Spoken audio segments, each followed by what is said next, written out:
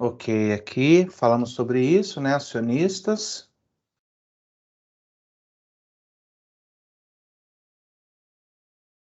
Então tá. Olha só, temos agora aqui três. Gravar. Alô? A gravação? Tá gravando, gravou direto. Ah, Esqueci de. Depois obrigada. eu vou cortar essa parte que ficou parada aqui. Agora que eu tô vendo aqui, ó, tá vermelhinho. Gravou tudo. Tá gravando até agora, desde aquela hora. Vamos lá. Então, olha só, pessoal. Agora mais três termos aqui de ações, tá? Primeira coisa, o que que é tag along? Tag along em inglês quer dizer estender. Estender. O que que é estender?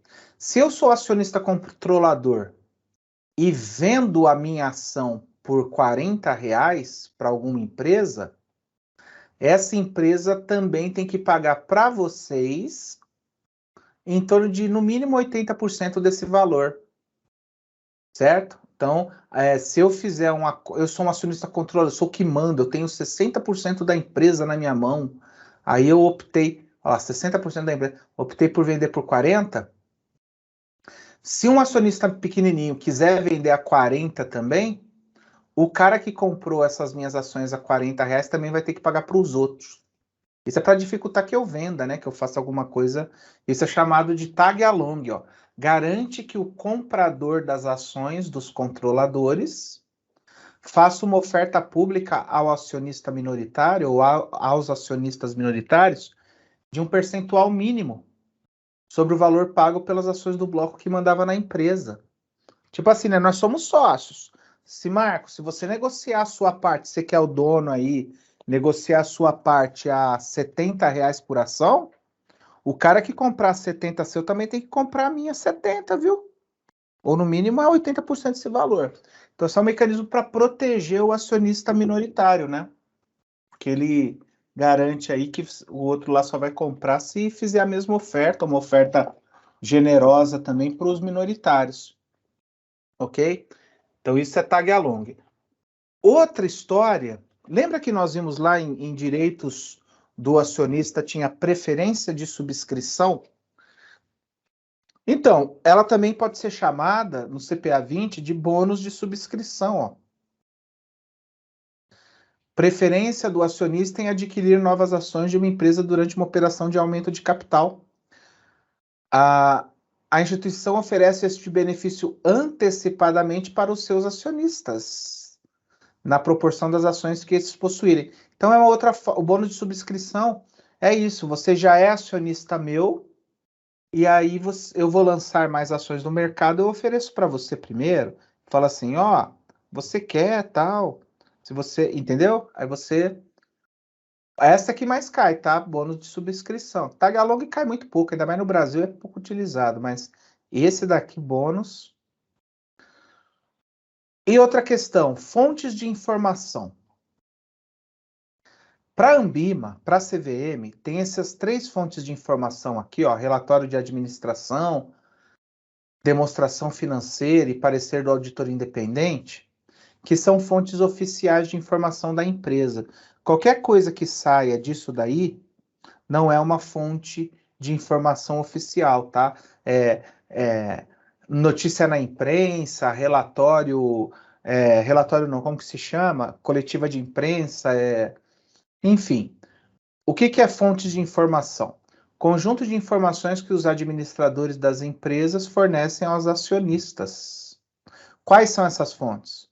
Relatório de administração é um relatório que a administração da empresa faz todo ano para mostrar o que que ele fez, o que que eles deixaram de fazer, onde que eles vão aplicar, por que que eles ganharam tanto, o que que deu errado, né? Então, parecer que todo ano tem. Demonstrações contábeis, financeiras são as demonstrações mesmo, né? Balanço patrimonial, DRE. E o parecer do auditor, né? O que que o auditor acha de tudo isso? Então, essas três informações aqui são informações oficiais. O resto, o que sai disso, você acreditou por conta e risco, tá? Então, toma cuidado com isso daí.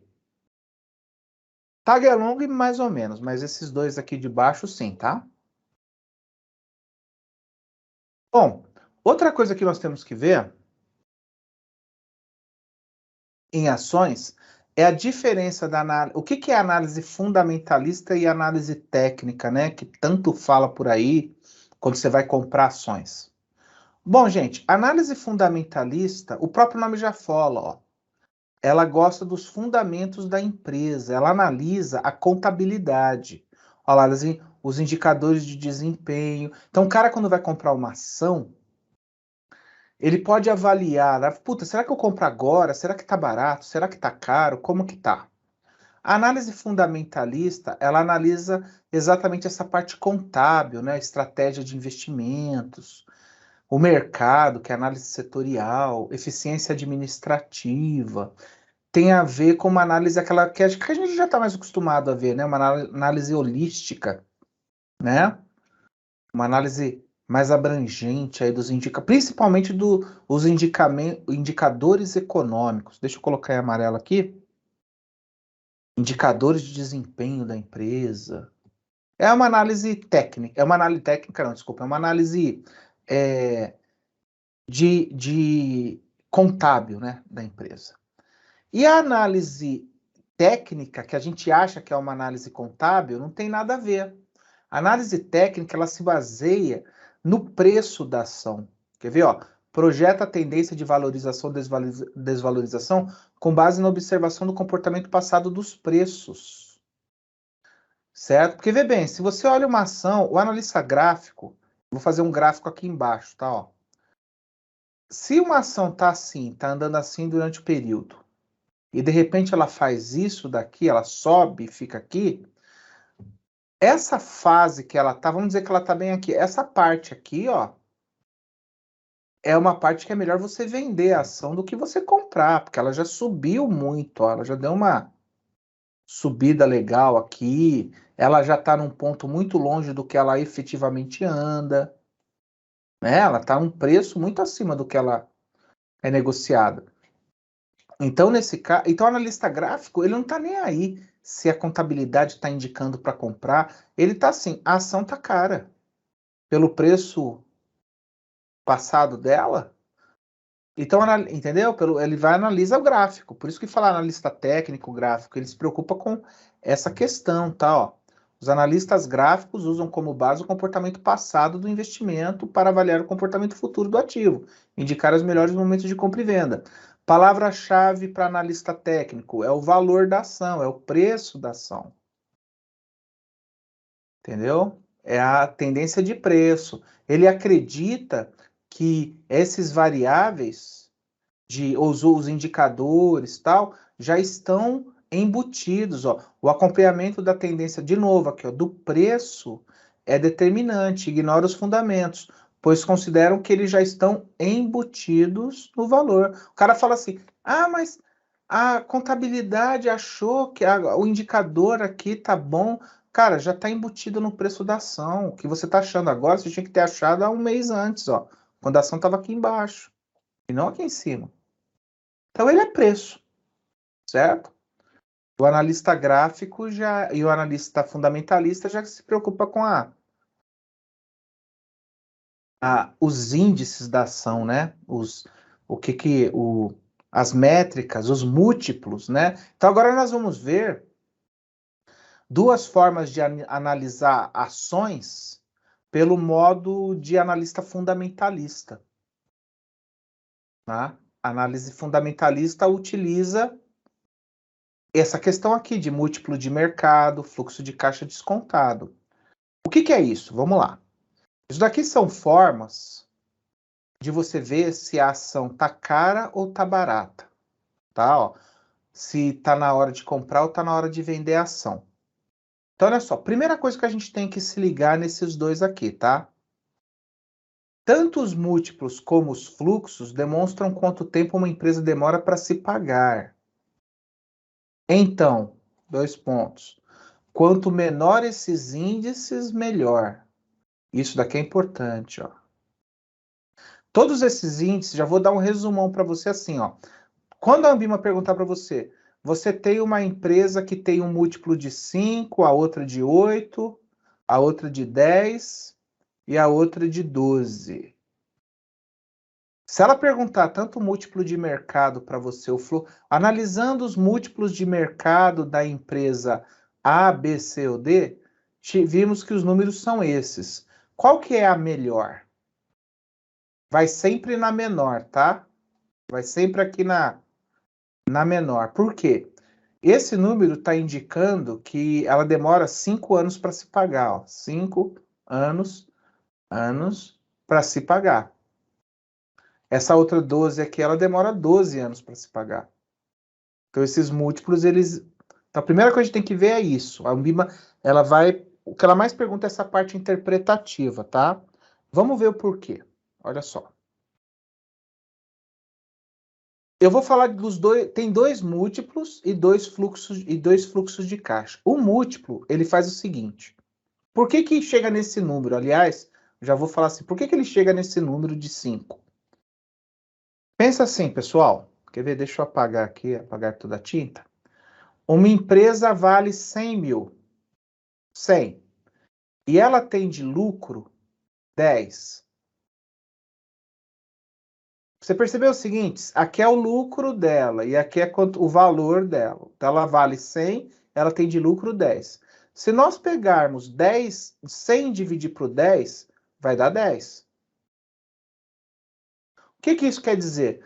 Que são 10 anos, o lucro da empresa foi 10, sei lá, 10 milhões por ano, lucro. E ela vale 100 milhões. Então, só no lucro, se a gente pegar 10 anos do lucro dela, a gente consegue chegar no valor da empresa, ó, 100. Quase um payback, né? Então, aqui, quando eu falo, olha uma outra empresa que vale 100, vale a mesma coisa dessa primeira aqui, tá? Ela vale 100, só que o lucro dessa empresa aqui que vale 100 foi de 20 milhões, foi o dobro. Olha só, as duas empresas valem a mesma coisa, só que essa empresa, vou pôr o nome dela de B aqui, ó, e a outra é a A. Essa empresa B, ela teve um lucro de 20 milhões. Se eu dividir 100 por 20, vai dar 5. Opa! Percebeu que a empresa B é melhor? Se eu não souber nada desse lucro, se você só me desse esse resultado aqui, ó, eu já vou falar para você. Nossa, eu prefiro a empresa B, ela está lucrando o dobro. Sem eu saber da conta, sem eu saber do valor, sem eu saber do... Só você me entregando esse índice aqui, que esse índice é chamado no mercado de índice PL, eu já sei que ela demora. Por que ela demora menos? Porque ela lucra o dobro. Olha quanto que ela lucra. Entendeu? Isso daqui é um índice. Então, primeira coisa que a gente tem que ver é quanto menor o índice, analisando, né? 2, 3, 4 empresas, quanto menor o índice, melhor. Pois não? Essa visão é ao longo do tempo, né? X anos, né? Qual seria esse tempo? Então, olha só, vamos ver aqui o índice PL. Na verdade, o tempo ele varia pelo lucro, porque, por exemplo, se eu colocar aqui um lucro, na verdade é isso que eu estou vendo qual é o tempo que a empresa demora para se pagar. Porque se eu colocar uma outra empresa aqui que vale 100, vou colocar uma terceira empresa, ó como vai dilatar o prazo, o tempo, quer ver? Ela vale 100 e ela lucra 2 mil por 2 mil aqui por ano. Quanto que vai dar essa conta aqui, se eu dividir uma pela outra, né? Vai dar 50. Ela demora 50 anos para se pagar. Então não é viável. Então, na verdade, ele vai te dar uma noção de tempo, né? Uma demora 5 anos, a outra demora 10 e a outra demora 50. Por quê? Porque ela lucra menos, ó. Ela não está lucrando 20, está lucrando 2. Eu não sei se eu fiz a pergunta correta. Assim, você não tem como fazer essa análise somente num ano, né? Porque aquele ano, aquela empresa ela pode ter tido um lucro, uma rentabilidade melhor, uma valorização, mas no ano anterior, ela pode ter tido uma rentabilidade, uma valorização pior, um lucro menor. Então, assim, essa que é a pergunta, assim, qual seria o tempo, né? Porque isso é colocado num gráfico, qual seria esse tempo? Que eu acho que a gente não tem como fazer uma análise dessa num ano só. Toda aferição de múltiplo, ele tem esse problema, né? considero que esses 10 milhões aqui, ela sempre lucrou. Que esses 20 milhões, ela sempre lucrou e vai lucrar daqui para frente isso. Por isso que existem várias métricas, várias formas, para você chegar aqui e tirar uma média desse lucro, entendeu? Tirar uma média desse lucro. Mas se a gente for analisar por ano, no pior ano dela, ela se pagava em 10 anos, mas no melhor ano dela, ela se pagava em 5, entendeu? Então, geralmente tira-se uma média dos 5 anos. No próximo slide aí tá falando... Quer ver, ó? Vamos ver aqui. Esse daqui é o índice PL que eu acabei de explicar para vocês, tá? A primeira coisa que a gente tem que saber é o seguinte: quando cair, o que a Ambima, 90% do que a Ambima pergunta é: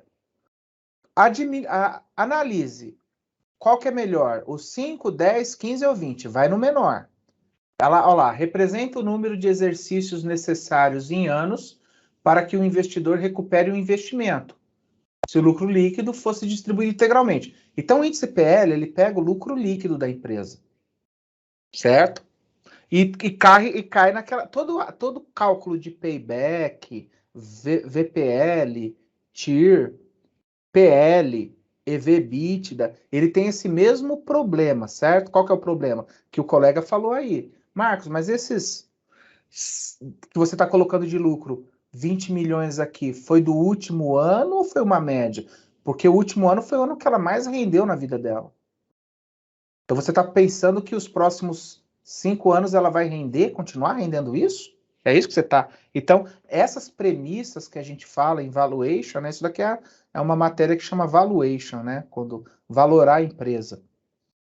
Então, essas premissas aqui que a gente tem que tomar cuidado, senão corre o risco da gente pegar o melhor ano dela e superestimar.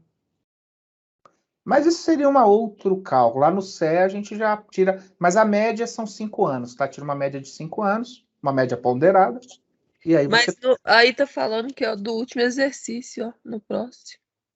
Porque o último exercício, normal, para ficar um negócio simples, né? Porque eu pego o último exercício, o PL, quando você pega PL, análise de ações de casas, corretoras, elas pegam o último mês, pegam o último ano.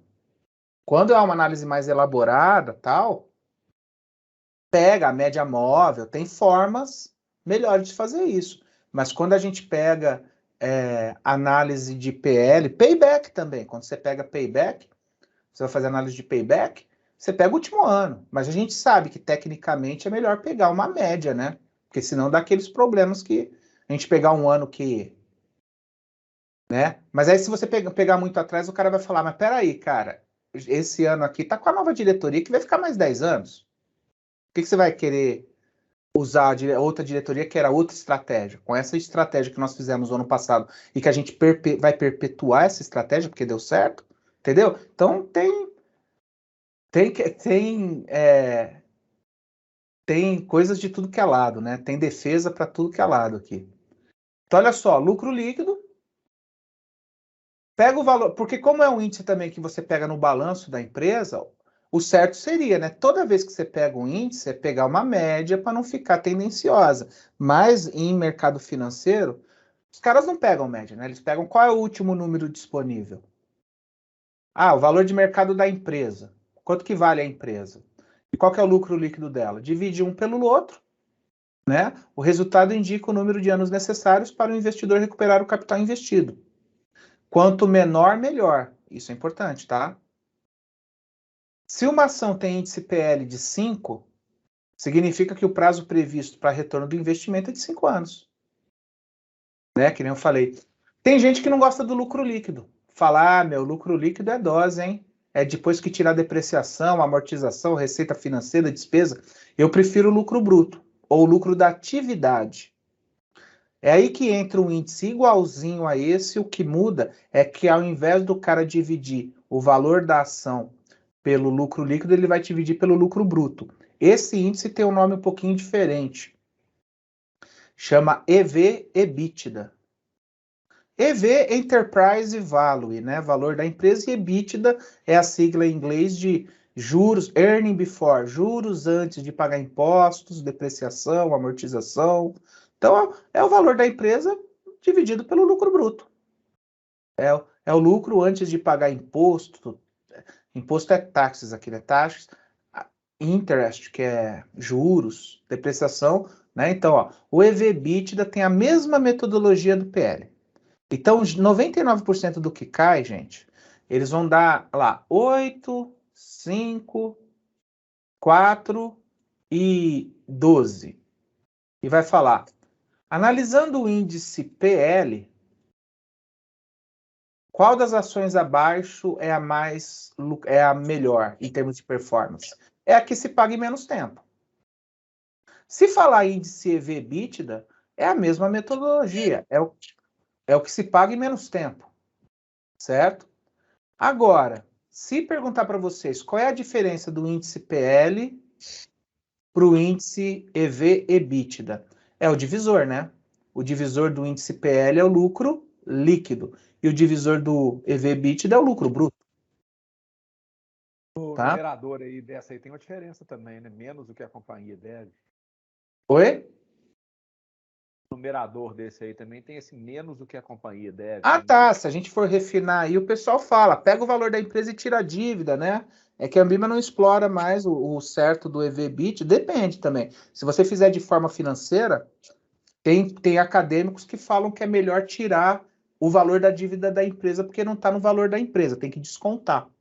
Tem acadêmico que já fala que não, pega o valor da empresa, que é o número de ações no mercado, dividido, multiplicado pelo valor de mercado da ação, mas eu prefiro descontar o valor da empresa. Mas quando você pega aqui em valuation de ações, que é o que nós estamos falando, ele fala que o valor da empresa, ou a alavancagem, né, já está embutido no valor da empresa também, a dívida, porque está no ativo, está no passivo dela. Mas aí, por isso que eu trabalhei bem com a ótica, né?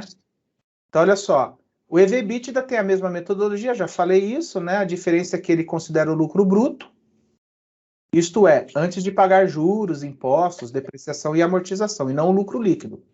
Isso daqui, se alguém for sorteado, pode cair a diferença de um para outro, tá, pessoal? Geralmente, a Ambima quer que você, como gerente, saiba interpretar só o número. Então, lá, valor da empresa, quantidade de ações da empresa, a última cotação do mercado de ações dessa empresa. Aí eu até coloquei aqui, ó. Menos o que a companhia deve, tá vendo? Até coloquei aqui. Né? Poderia colocar valor da empresa menos D, né? E o EBITDA é o lucro bruto. Certo? E aí a mesma história, né? Quanto menor for esse índice, indica que a empresa está subavaliada. Mesma análise do PL. Quanto menor, melhor. Mesma análise do PL. Quanto menor, melhor. Certo? Bom, esses dois, vocês perceberam que no divisor lá, ele coloca o lucro, né? Coloca o lucro aqui, ó, lucro bruto, lucro líquido, que muda.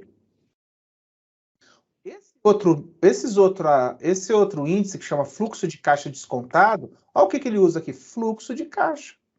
Não é o lucro, é a receita do cara. Tem área que fala, lucro é o que sobrar, né? Não, eu prefiro calcular o fluxo do cara.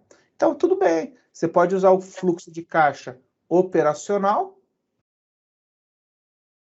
que é o que a empresa foi feita para fazer, e dividir lá. Ó. É o fluxo obtido unicamente através das operações que a empresa foi criada para fazer. Para, né? Faltou um A aqui, ó. Para fazer. E o de investimento? Ele soma, porque, vê bem, uma empresa, às vezes ela é frigorífica. Então, ela bate boi. Só que também, então a gente vai ver lá, quanto que ela vale? 100 milhões. Quanto que ela lucra para bater boi e vender tal a carne? 10. Então, só estou usando no fluxo de caixa o que ela ganha do operacional dela. Só que tem gente que fala assim, Marcos, mas ela também tem aluguel de pasto e tem um aluguel de silo e um pouquinho de investimento também. Ela também ganha a rentabilidade dessa. Então, tem gente que analisa além do operacional, ele junta o de investimento, né, da empresa. Mas é o fluxo de caixa, né? É que nem eu coloquei aqui para vocês, ó. Aqui tem um exemplo que explica as 4. Contextualização, ó. Vamos dizer que o valor da empresa foi 1 milhão. Valor da empresa aqui. Isso daqui é um DRE, tá? Ó. Isso daqui é um DRE. O DRE, ele explica para a gente como que é composto o lucro da empresa. Então, faturamento da empresa foi 300 mil. Ela teve de preço matéria-prima gasta 180 mil. Sobrou lucro operacional bruto, ó, só tirando a matéria-prima, sobrou 120 pila, ó, 120 mil. Esse é um lucro. Ah, mas a matéria-prima não se fabrica sozinha, né? Precisa de escritório, precisa da pagar os funcionários. Ah, então tem a despesa operacional também, né? Ó. Despesa operacional. Menos 90. Ó quanto que sobrou aqui, ó, de lucro antes do resultado financeiro. 30, né, ó, 30 pila. Esse daqui é o EBITDA, ó. Ó o EBITDA. 30 pila aqui. Ah, o EBITDA é interessante, o pessoal gosta de analisar o EBITDA, porque vocês perceberam que foi só do que a empresa foi feita para fazer? Matéria-prima e a mão de obra. Né, ó, pode ver que o que eu analisei aqui, o que eu tirei do que o cara ganhou? O cara ganhou tanto, eu só tirei a matéria-prima e tirei a mão de obra. Sobrou 30 milhões. 30 não, né? 1 milhão, sobrou 30 mil. Ah, mas então, e aí tem esse dado. Eu posso, então, pegar a empresa e dividir. Posso pegar esse 1 milhão e dividir pelo faturamento, chama fluxo de caixa. Ó. 1 milhão pelo faturamento, ela se paga em 3 anos, pelo fluxo de caixa. Se eu pegar, pode ver que aqui, ó, além desses 30, olha aqui despesa financeira. O que é despesa financeira? Despesa com juros, né? Despesa com banco, despesa financeira, que ela está pagando de juros. E a receita financeira? O que ela ganha com outras fontes que não é da principal, tipo, sei lá, aluguel, ganhou de venda de ações, ganhou. Então, se a gente somar 15, menos 15 com 85, dá 70. Ó, então você viu que ainda tem um ganho financeiro aqui? Então tem cara que gosta desse ganho financeiro. Ele soma 30 com 70, né? E até, só que até coloquei errado aqui, né, o valor. Vou ter que arrumar esse valor aqui, ó. Não é 385 não, ó. Porque o fluxo de caixa de investimento é esse 30 com o 70, dá 100, né? 30 é somar o operacional com esse de investimento. Ele soma isso daqui também. Então aqui na verdade, desculpa, aqui dá, ó, aqui daria 100 mil, né? E aqui, o fluxo de caixa com investimento, tirar 1 milhão, dividir por 100. Ah, não, tá, desculpa, não, tá certo, tá certo. Tô viajando aqui, ó, peraí. Eu tô analisando como se fosse lucro, é fluxo de caixa. Então, olha só. Repetindo, hein, foi mal. Para eu me enganar com isso. Por que tá aqui 385? É o fluxo de caixa de investimento. Eu junto esses 300 aqui com mais o 80, com mais o 70. Na verdade, o que está errado aqui não é 85. É o... Não, tá certo, é 85 mesmo. Então tá certo. Eu risquei e não vi ali, ó. Marcos, por que tá esse 85? Porque eu somei o fluxo de caixa, o faturamento dele, que é 300, com mais 85 que ele ganhou aqui, ó. Tá vendo? Desculpa, gente, é porque eu tava falando uma coisa e pensando em outra. Porque antigamente esse slide eu primeiro mostrava como está na apresentação lá, o EV/EBITDA e o PL, e depois eu falava do fluxo de caixa. Por isso que fui no automático aqui, ó. Então vamos lá. Fluxo de caixa normal, ó. Vou fechar toda a apresentação agora assim, ó. Fluxo de caixa normal, tá vendo os 300? Veio para cá. Analisei. Pode ver que 1 milhão não muda, tá? Ó, 1 milhão é o valor de mercado da empresa. Fluxo de caixa de investimento. Eu peguei os 300 mais o que eu recebi de receita financeira. Ó.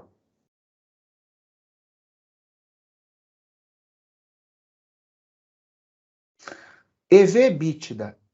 O 1 milhão não muda. O que é esse EBITDA aqui 30? É aqui, ó, o 30.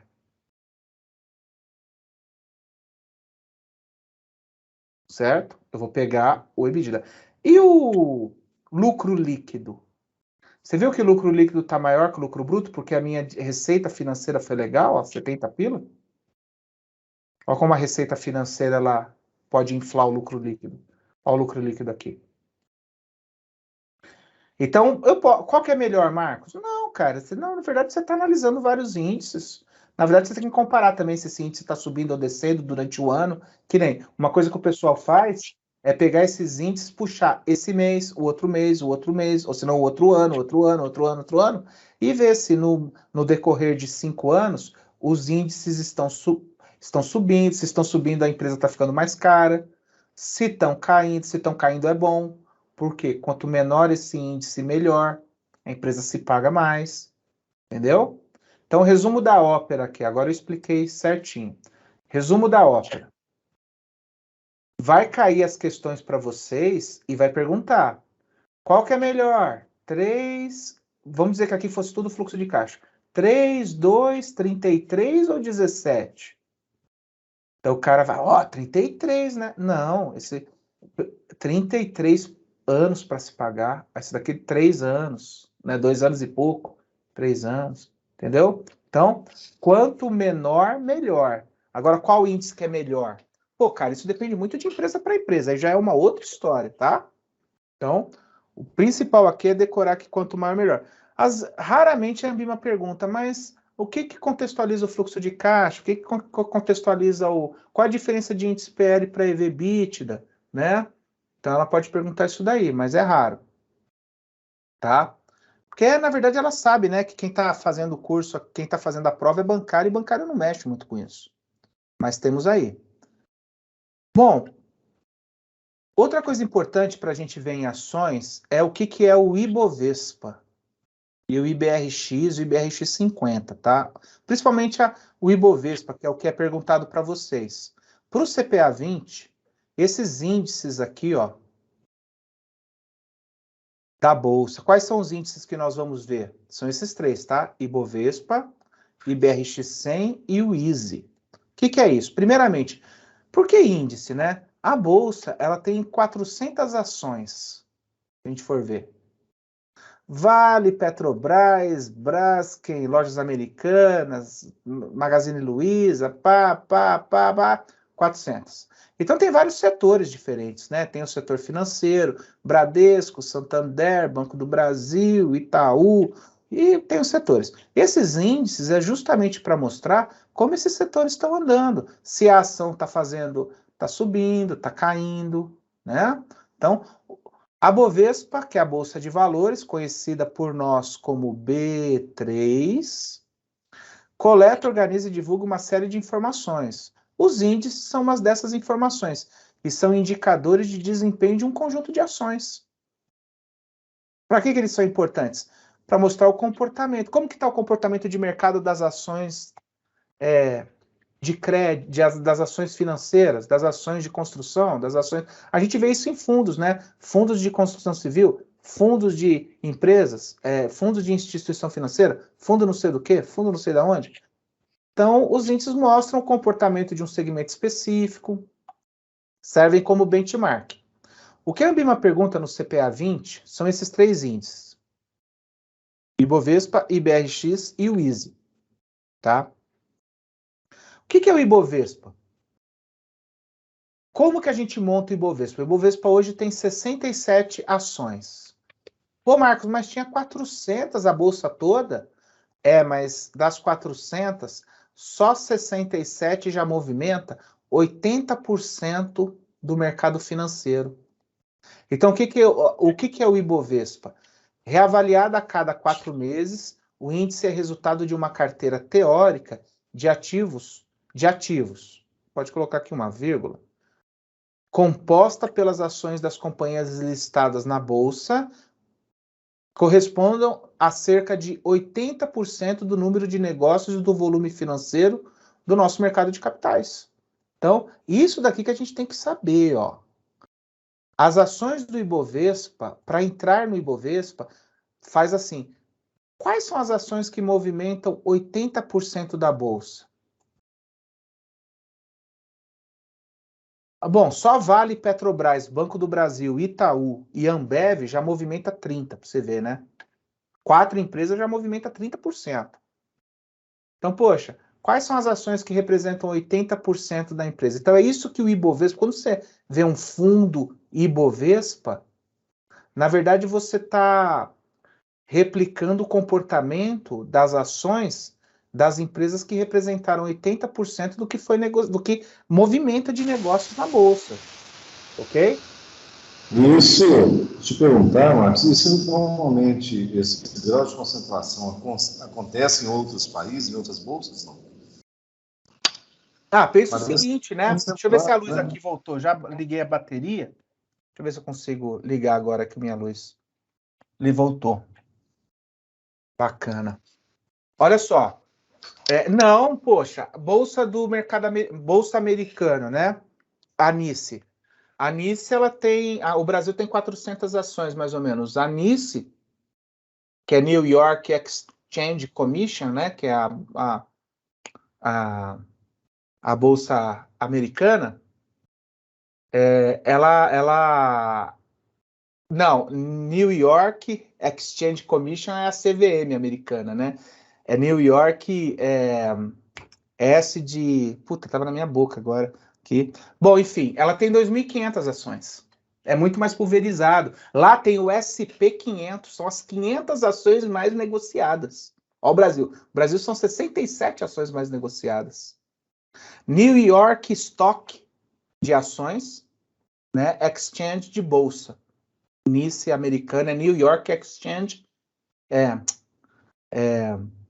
Exchange. Puta, hoje tá difícil, hein? Então...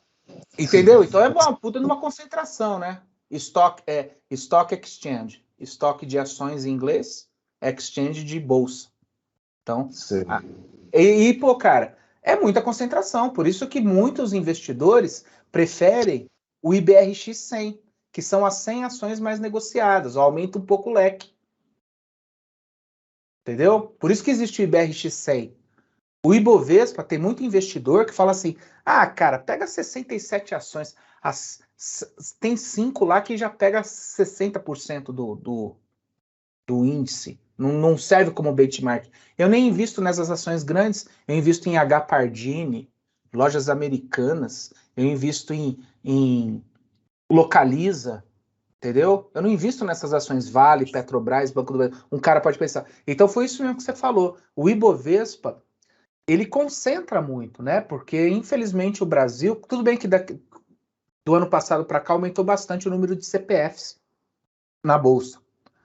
Mas, mesmo assim, é muito concentrado. Tem poucas ações. Mesmo com os IPOs também que fizeram, tal, aumentou de 300 para 400. Deve ter um pouquinho mais, umas 410 ações. Mas é o que você falou mesmo, é bem concentrado. Por isso, e aí que eu pego esse link seu e puxo para a matéria... O mercado, os fundos de investimentos preferem o IBRX 100, indicador do desempenho médio das cotações dos 100 ativos ou 100 ações de maior negociabilidade. Você viu que aumenta um pouco? Não são 67, são 100 ações. Já dá, pega um quarto aí da bolsa, 25% da bolsa. Entendeu? Então, a única questão que eu tenho que tomar cuidado para vocês, quando cai isso daqui, é você falar lá, qual é o indicador que mede as 100 ações mais negociadas? E você confundir com o Ibovespa. Né? Qual é o indicador muito conhecido nacionalmente que movimenta as 100 ações mais negociadas? Se você não sabe como que funciona o Ibovespa, você pode ir para esse. E não, o Ibovespa ele fala o seguinte, tá, vou lançar o índice agora. Quais são as ações que foram responsáveis nesse último quadrimestre, porque a cada 4 meses que eu renovo, por 80% do volume negociado na Bolsa? A Bolsa movimentou 100 trilhões nesses últimos 4 meses. Qual foi a primeira que mais movimentou? Foi Vale? Vale. Petrobras. Na hora que chegar nos 80 trilhões, para. Só deu 60? Tem ação lá que movimenta muito pouco. Já tá, entendeu? E muita concentração, com certeza, tá? Então, deixa eu pôr em amarelo aqui para ficar, né? Amarelo. Olha lá, 80% do número de negócios, né, a cada 4 meses, porque a cada 4 meses é reavaliado o índice. Por isso que eu falei em média 67. Tem quatrimestres que dá 67, 69, mas não sai disso, viu? Não sai disso. IBRX 100, os 100 ativos, essa é facinho, né? Quando cai essa IBRX. E o Easy? O Easy, sabe aquele negócio de não poluir o meio ambiente, proteger ter governança corporativa, né? Proteger o sustentabilidade econômica, né? Proteger o funcionário. Então, isso é o Easy. São ações que têm empresas que têm esse tipo de comportamento, né? Ó, indicador do desempenho médio das cotações dos ativos de empresas com reconhecido comprometimento com a sustentabilidade empresarial, eficiência econômica, equilíbrio ambiental, justiça social, entendeu? Então tem lá Fundo Easy, Fundo de Investimento Ações Easy. São as ações que a empresa Natura, né? Seria um selo? É o selo, é que nem um selo de governança corporativa. Você tem que ter o ISO 14000, que é o ISO. Para você entrar no Easy, por exemplo, você precisa ter vários selos de qualidade, né? Então, e o Easy por si só já é um grande selo de qualidade, né? Então, o pessoal gosta, principalmente em épocas de queimadas da Amazônia, morte de mais indígena ainda. Eu pensei que já tinha acabado tudo, ainda tem mais indígena para matar. Os caras conseguem, então, mata mais indígena, faz tudo isso. Esse índice de sustentabilidade é requisito. O pessoal lá fora está começando a se mobilizar para... Pô, cara, eu vou pedir esse índice aí. Não tem o Easy? Né? Não tem problema. Então, é um selo de qualidade, né? Um selo de comprometimento com, como eles falam, né? Tendências do futuro, tendências do presente, desculpa. Aí fala, tendência do presente, aí o cara começa a explicar, né? Que já é uma coisa que está entre nós, tá? Então, é uma na verdade, quando você é uma empresa e quer entrar nesse Easy da Bolsa, você coloca lá um termo de compromisso e você tem 2 anos para se adequar. Aí vem a apostila lá, o calhamaço de coisa que você tem que fazer para se adequar.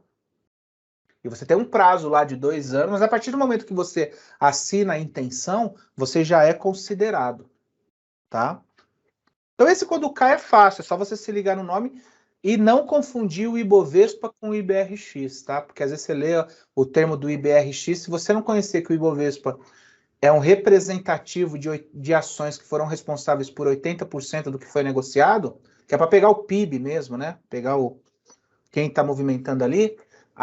É forte você ir para uma tendência de, são as 100 ações mais vendidas, né? Então, toma cuidado com isso daí. E teve aluno que me falou que a Ambima tirou esse 100, para não ficar tão na cara. Marcos, para mim caiu IBRX. Só que o IBRX, ele tem o 100 e tem o 50. Eu achei pouco provável, mas eu não falei nada. Pode ser que tenha caído mesmo. Então, não tem... É que aqui na Ambima, no edital, não pede, né? Na prova do CPA 20, não pede o IBRX 50. Mas você pode ver, vai lá no fundo de investimento da Caixa. Tem FIA, Caixa, IBRX 100, FIA, Caixa, IBRX 50, FIA, Caixa e Bovespa. Na verdade, é Caixa, FI, né? Caixa, FI, FIA. Tem esses índices. Mas vamos no que a Ambima pergunta, né? Tem o 100. Toma cuidado com isso daqui. Bom, uma outra questão que cai para vocês, essa a gente tem que tomar um pouquinho mais de cuidado, é governança corporativa, tá? Governança corporativa. É um selo também de qualidade, como a colega disse. Na verdade, você é uma empresa normal, vamos dizer assim, que só segue a lei. Aí você pode virar para a Bolsa e falar assim, Bolsa, eu queria ser um governança corporativa. Aí tem governança corporativa nível 1, nível 2 e novo mercado. Qual que é o nosso desafio? É você saber o que precisa para ser governança corporativa, tá ok? Então a Ambima criou a B3, B3, Os segmentos especiais de listagem da B3, Novo Mercado, na verdade são esses, o Novo Mercado, nível 2 e nível 1, foram criados para diferenciar as empresas que utilizam boas práticas de governança. Governança, gente, é tratar bem o sócio. Não é tratar bem, mas tratar justo o sócio. Tem mais a ver com sócio, não tem a ver aqui com poluição de meio ambiente, qualquer outra coisa do gênero. Governança corporativa tem a ver com, olha lá, ó, tratamento igualitário entre os acionistas, transparência nas informações, é mais nesse sentido, tá? Agora eu vou entrar no desafio mesmo, tá? E aí tem os níveis, né? Foi a B3 que criou um conjunto, então, de regras. E primeira coisa que a gente tem que saber, o nível 1 é uma escadinha, né? Você vai fazer tudo eu quero ser governança corporativa. Então adeque ao nível 1 de governança. Melhora o seu contabilidade, melhora a sua fonte de informação, melhora isso, vai melhorando isso, aí você vai ter o selo de qualidade nível 1. Você vai conseguir pegar dinheiro mais barato internacionalmente, você vai ter mais facilidade em vender debênture, o pessoal vai gostar mais de você. Tá. Nível 2, vai fazer tudo que a nível 1 faz e mais alguma coisa. E a Novo Mercado vai fazer tudo que a nível 2 faz. Então é uma escadinha de compromisso, né? A adesão a essas regras distingue a companhia dependendo do grau de compromisso, ok? Então vamos ver que é isso que interessa, na verdade, que é o que a Ambima vai perguntar. A nível 2, o bom é que são pouquinhas coisas, tá? Que a Ambima pergunta sobre isso. Bom, aqui tá, ó, nível 1, nível 2 e novo mercado, né? As empresas listadas no segmento nível 1 devem adotar práticas que favoreçam a transparência e o acesso às informações pelos investidores, pelos acionistas, pelos sócios. Tem 3 informações aqui que são obrigatórias para nível 1. Tem muito mais, né? Mas o que o edital pede são esses 3. Qual que é? Vamos lá. E é isso que a Ambima pergunta, tá, pessoal? Para ser nível 2, o que você tem que... Qual das alternativas abaixo você tem que fazer?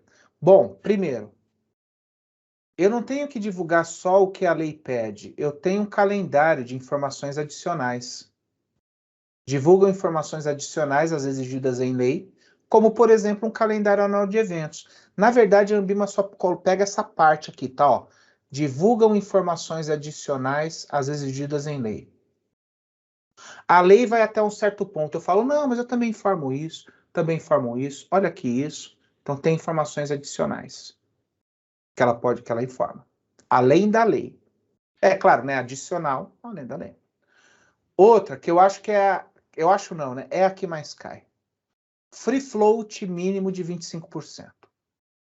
O que é free float? Se a empresa vale 100 milhões, 25% no mínimo tem que estar no mercado flutuando. Não pode estar assim, um acionista controlador ter 80% da empresa na mão. No mínimo, 25% tem que estar na mão do mercado. Não pode estar concentrado, tá? Olha lá. O free float mínimo de 25% deve ser mantido nesse segmento. Ou seja, aí eu vou explicar o que é o free float. A empresa se compromete a manter no mínimo 25% das ações em circulação no mercado, não na mão do acionista controlador, entendeu? Então, free float, ó, livre flutuação. E outra coisa aqui, né, ó. Se tiver um acordo de acionistas, o que é acordo de acionistas? Para formar o acionista controlador, coloca aqui em cima. Se formou o acionista controlador, a empresa tem que informar para o mercado. E se tiver programa de stock options, ela também tem que informar no mercado. O que é stock options? Sabe quando vocês recebem PLR? O rico recebe stock option. O que é o stock option? É quando a gente paga para os diretores de uma empresa, ao invés de dinheiro, paga em ações. Ó, lembra que eu falei que estoque é ações? Opção em ações. Tá? Então, essas 3 coisas aqui, a nível 1 tem que fazer no mercado, diferentemente do que a que segue a lei. A que segue a lei não precisa fazer. Free float. Em adicional, não. Vou informar só o que a lei pede. Eu não vou formar nada disso. Acordo de assinato, Stock Options. Essa é aqui, a nível 1 já pede isso, tá? Nós temos a nível 1. Aí a empresa fala assim, bacana, já estou fazendo tudo isso, eu quero ir para nível 2. E é a nível 2 a que mais cai para vocês, tá? Na prova. Por quê? A nível 2 é que pede as coisas que realmente vão colocar a empresa numa pegada de governança corporativa mesmo. Então, não que a nível 1 não seja, mas a nível 2 é o que o mercado pede, é o que cai mesmo, tá? Aliás, a nível 2 nossa é a nível 1 do mercado internacional, né? Então, a Ambima gosta muito da nível 2, tá? Então, primeira coisa, além da aceitação das obrigações contidas na nível 1, isso é importante. Então, ó, a nível 2 faz tudo que a nível 1 faz, tá? Ela tem que fazer algumas coisas a mais. Por isso que eu falo, põe um asterisco, né, ó, grandão nesse nível 2. Qual que é a história?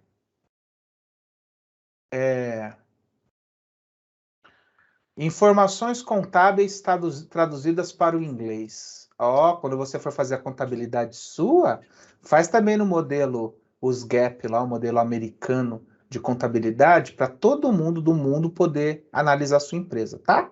Outra coisa, se tiver rolo na sua empresa, tiver briga entre acionistas, tem que ser resolvido na Câmara de Arbitragem da CVM. Não é na Justiça Comum, não, tá? Ó, adesão obrigatória da Câmara de Arbitragem para resolução de conflitos societários. Câmara de Arbitragem, tem lá na CVM, ela que julga da nível 2 para cima. Os preferenciais votam, ó, em algumas matérias. Lembra que a gente estava vendo até agora que preferencial não votava? Aí, ó, agora vota. Outra coisa. Lembra que eu falei que o tag along, o que é tag along, né? Eu sou acionista controlador. Vendi a minha parte da empresa para um outro investidor que é riquíssimo e ele vai me pagar por ação minha R$30. A ação vale no mercado menos, eu vou pagar, vai pagar para mim mais. R$30. Marcos, por que ele vai pagar mais para você do que de mercado? Ué, porque eu sou acionista controlador. Se ele pode comprar todas as outras ações, ele não vai mandar na empresa. Por isso que a minha tem, às vezes vale mais que a de mercado. O cara fala assim, não vou comprar a sua não, cara, você tá doido? A ação de mercado tá 20 e você quer 30? Eu falei, então você faz o seguinte, você compra todas as de mercado, convence cada cara que tem 180 mil acionistas, convence cada um deles a vender para você, e depois que você convenceu cada um a vender, você ainda não vai mandar na empresa. Porque eu sou acionista controlador. Então, eu quero, para o meu bloco de controle, por ação, R$30. Entendeu?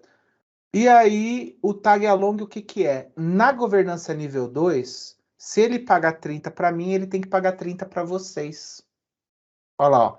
Tag along de 100% para o acionista ordinário preferencial. E na lei, Marcos, que eu vi lá tag along? Tag along lá é só se a empresa quiser. Para alguns acionistas ordinário tem que ter tag along, no mínimo 80%. Mas não é 100. Aqui não. Aqui se o cara me pagar 30, ele tem que pagar para vocês 30. Por isso que o cara nem compra. Fala, não. Comprar toda a ação do mercado? Quero comprar do bloco de controle. Então, e conselho de administração com pelo menos 5 membros. Normalmente, o mínimo em sociedade anônima são 3, mas para governança corporativa tem que ter 2 a mais. O mínimo 5 membros, tá? Então, por isso que eu falei, a nível 2 é a mais perigosa. Fica esperto com a nível 2. Ai, Marcos, mas se a nível 2 é assim, a nível 3 vai ser horrível. Não, a nível 3 só pede uma coisa a mais. A nível 3 é o seguinte, ó. O capital social da empresa ser composto somente por ações ordinárias. Não tem ação preferencial no novo mercado. Não tem ação preferencial no novo mercado. Certo? A outra coisa, né? Cumprir as exigências das empresas de nível 1 e 2. Claro, né? Lembra que eu falei que era acumulativo? Isso sim. Mas o que a governança corporativa novo mercado tem a mais? Tem essa questão das ações ordinárias, Eu coloquei mais uma coisa aqui, mais para, além de presentes no regulamento, né? Regulamento de listagem é aquele negócio que eu falei para vocês, que quando a empresa vai entrar na governança, ele fala, eu me comprometo a seguir isso daí. Então, ali é o regulamento de listagem. Ele também tem que colocar na Assembleia Geral, ele tem que colocar no Estatuto Social da companhia. Marcos, qual que é a diferença se a empresa colocar no Estatuto Social? Se ela colocar no Estatuto Social e não cumprir, ela pode ser processada pelo acionista. Entendeu? Já na governança corporativa, se ela não cumprir, ela simplesmente perde o selo. Já é uma coisa importante, né? Mas ela perde o selo, mas ela não é processada pelo acionista. No Estatuto Social, se ela adotar aqui, né? Direito de voto dos preferenciais, e colocar no estatuto isso, ela vai ter que seguir. Entendeu? Né? E outra coisa, se diretor executivo e acionista controlador negociar ações da empresa, isso tem que ser público. Imagina, acionista controlador começar a vender muitas ações, os caras, epa, peraí, o que está acontecendo aí? Então, acionista controlador, até eu coloquei, gente, para facilitar para a prova para vocês, o que eu fiz? Vamos lá, para esse negócio ficar melhorzinho. Eu coloquei aqui, esse slide, se eu fosse vocês, eu ia por esse slide. Fiz uma explicação de cada coisa, mas eu trabalharia nesse slide aqui, O que tem esse slide? Vamos lá. Eu coloquei uma empresa que segue a lei, só segue a lei, é tradicional. E depois a nível 1, a nível 2 e a novo mercado. E aí eu coloquei algumas questões que caem na prova. Certo? Para vocês ficarem espertos sobre isso daí. Então vamos lá. Ações emitidas. Pode ver que a tradicional, a nível 1 e a nível 2, pode emitir ON. ON o que é? Ordinária, nominativa. E PN, preferencial nominativa. Só a novo mercado que é diferente. Lá só pode emitir ordinária. Tá?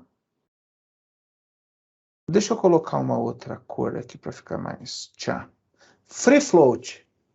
Deixa eu ver, isso aqui não vai, não? Não é, verde não vai. Eu sou gênio também, né? Não vai aparecer. Aqui vai. Ações emitidas pode cair. Free float. 25% também cai. Tá? Olha lá, a nível 1, a nível 2 e a novo mercado tem que cumprir o free float de 25%. Tradicional, não. Bom, dispersão no lançamento de ações, o que é? Lançamento só em ações na bolsa, da nível 1 para frente tem que, pode ver, da nível 1 para frente é obrigatório, mas isso daqui é uma coisa que não cai, eu não vou, pode.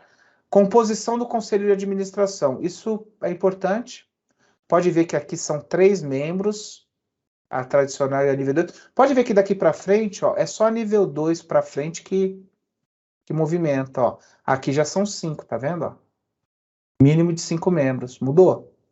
Qual que é o mínimo na composição do conselho de administração que uma governança corporativa nível 2 deve ter em seu conselho? O mínimo é 5. Vai estar lá. Certo? Informação contábil. Também falei da nível 2 para frente traduzida para o inglês. Aqui não. Aqui pode colocar alguma informação adicional, mas da nível 2 para frente que é o inglês. Câmara de arbitragem, obrigatório, isso é importante. Sabe por quê? Porque cai na justiça comum, aí o juiz não sabe, pede vistas, o negócio fica lá 2 anos. Na CVM, cara, cai lá na Câmara de arbitragem, os caras já conhecem o que tá pegando, né? Só mexe com isso, entendeu? Reunião pública aqui indiferente, aqui até tá, né? O tag along às vezes cai. Qual que é o tag along? 100% da nível 2 para frente é 100% para todo mundo. Ok? Então são regras de governança bem bobinha. Vi uma pergunta de uma forma bem tranquila isso daí, mas dá trabalho, viu? Por isso que falei, pode ver que é da nível 2 para frente que é o grande mudança aí, né? Mas tem algumas coisas da nível 1. Ok? Então vai cair uma questão para vocês sobre isso. Pode cair assim. Qual é a que mais cai? Qual é o free float de governança corporativa? 25%, 50%, 100%? Depende da empresa. Não, é 25%. Conselho cai bastante, já vi cair.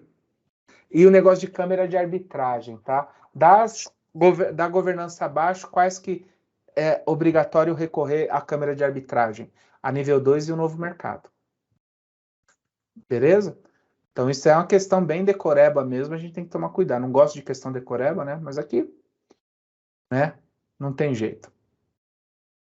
Bom, e para finalizar essa parte de ações, nós temos o seguinte, certo? Aqui, nós temos um negócio que chama Depository Receipts. O que é isso? Recibo de depósito. Vocês já viram, né, fundos de vocês aí, fundo BDR. Fundo, o que é fundo BDR, né? Então vamos entender primeiro o que é o DR. DR é o seguinte, DR é um título que representa uma ação que está fora do Brasil. Entendeu? Então, por quê? Porque a ação que a Microsoft lançou lá nos Estados Unidos, ela não vem para o Brasil, ela não sai dos Estados Unidos. Aí você fala, Marcos, como que eu posso investir na ação, então? Você compra um DR daquela ação. O DR é um título que uma corretora amarra na ação, no lastro, na ação que está lá fora. É que nem, você vê o pessoal fala assim, o pessoal dos Estados Unidos investiu em ação da Petrobras. Na verdade, é que se ele está lá nos Estados Unidos, ele não investiu na ação da Petrobras. Ele investiu numa DR, que alguma corretora de lá vendeu para o americano, e esse DR representa uma ação da Petrobras aqui no Brasil.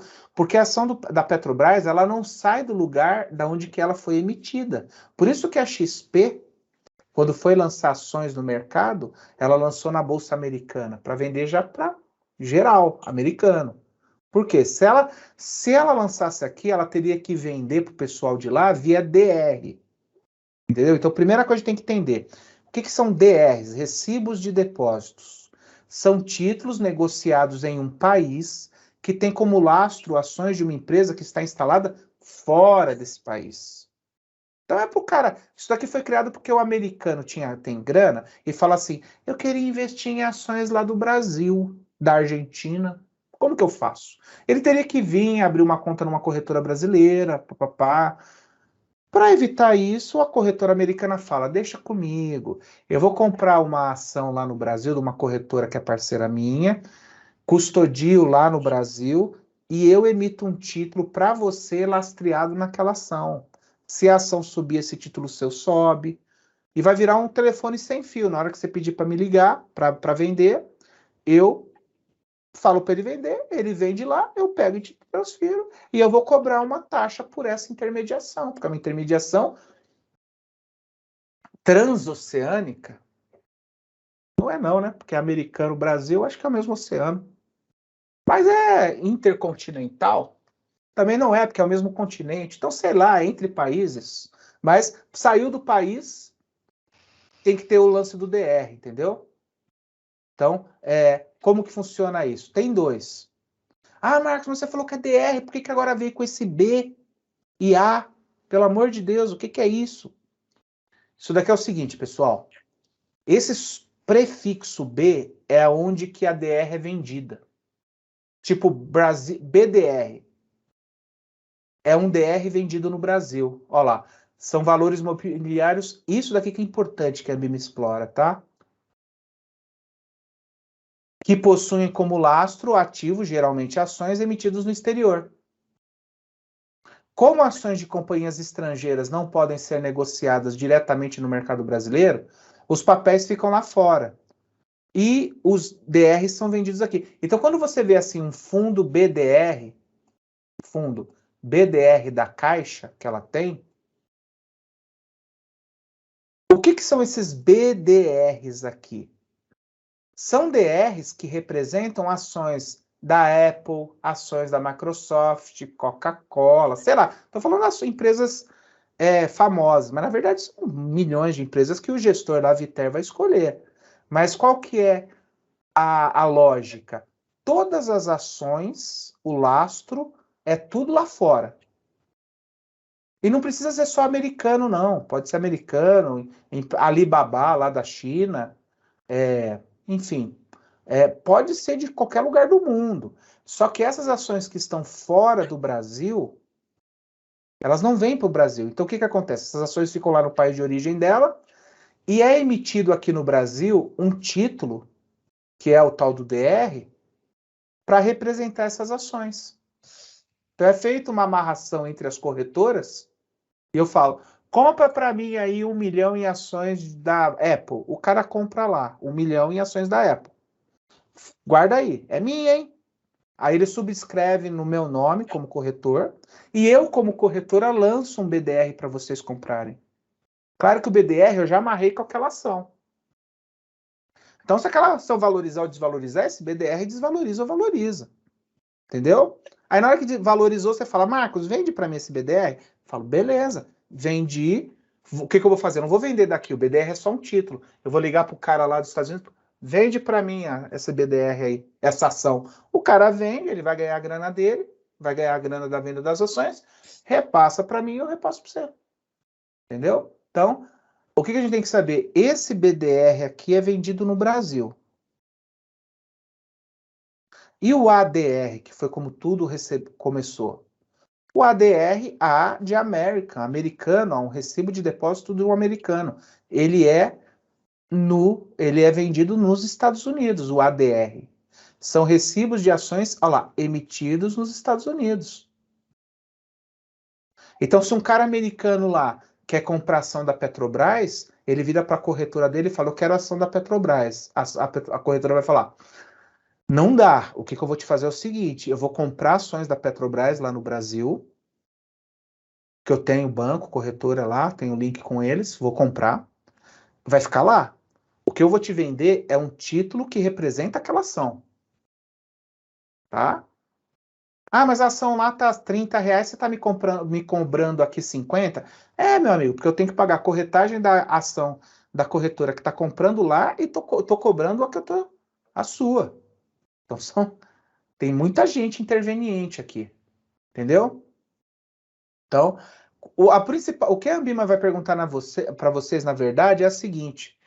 O BDR é vendido aonde? Lembra do fundo BDR? Pode ver que na caixa não vai ter fundo ADR.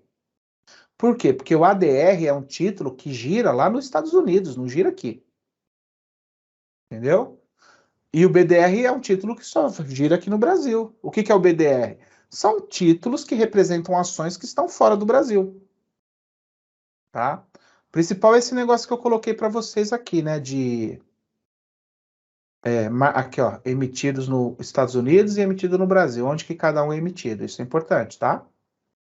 Ó, emitidos no Brasil e emitidos no ELA. Belezinha? E com isso nós fechamos essa parte de ações. Olha lá, ó, mais termos, né? Vocês viram? Termos. Essa parte é mais pesado. Termos. Então, fiquem espertos com essa questão de BDR e ADR de ações.